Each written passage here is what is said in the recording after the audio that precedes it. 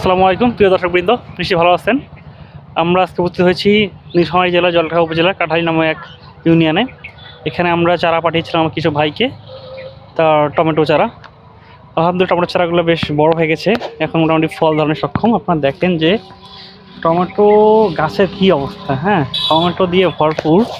এই যে টমেটো দেখেন, হ্যাঁ, একটা মাত্র ফলনের জায়গা দেখেন 1 2 3 4 5 6 7 8 9 10 11 12 13 14টা।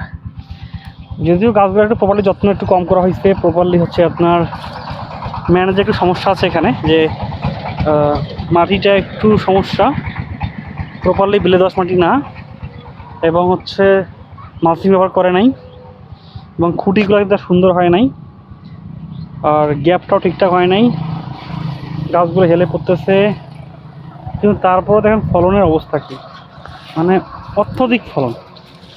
একটা গাছে যদি আমরা হিসাব করি যে কমপক্ষে হইল 50টা প্লাস। হ্যাঁ, টমেটো একটা গাছের মধ্যে 50টা প্লাস। এটা যদি আরও পুরো যত্ন করে দিত ভালো একটা ফলন হইতো। দেখেন একটা ফলনের সাইজ দেখেন, একটা মোটামুটি 8টা 9টা 1 কেজি করে হয়ে যাবে। হ্যাঁ, তো এই গাছগুলো থেকে ইজিলি হচ্ছে তোমার 8-10 কেজি ফলন খুব ভালোভাবে হয়ে যাবে, খুব তাড়াতাড়ি। টমেটোগুলো দেখেন, একটা টমেটো কত বড় বড়, টমেটোর সাইজ একটা থোকায় প্রায় উঠাই যাচ্ছে না। হ্যাঁ, তো এই যে বিষয়, তো দর্শকবৃন্দ আপনার চাইলেই আমাদের কাছে এই চারাগুলো নিতে পারেন। আমাদের কাছে বর্তমানের জন্য জনপ্রিয় যে জাতগুলো সেগুলো অ্যাভেলেবল।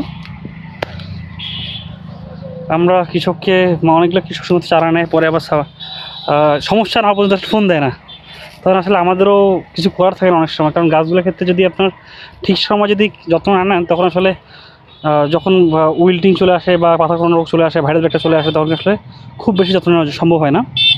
তাই কৃষকদের কাছে আমরা সবসময় রিকোয়েস্ট করি, ভাই চারা নেওয়ার পর থেকে সবসময় আমাদের সাথে থাকবেন, কারণ সবাইকে ফোন দেওয়া সম্ভব হয়ে ওঠে না আমাদের ক্ষেত্রে। হ্যাঁ, ঠিক আছে ভাইয়া, ধন্যবাদ সবাইকে। যদি যে কোনো কিছু পরামর্শের জন্য অবশ্যই আমাদেরকে কল করবেন। ধন্যবাদ।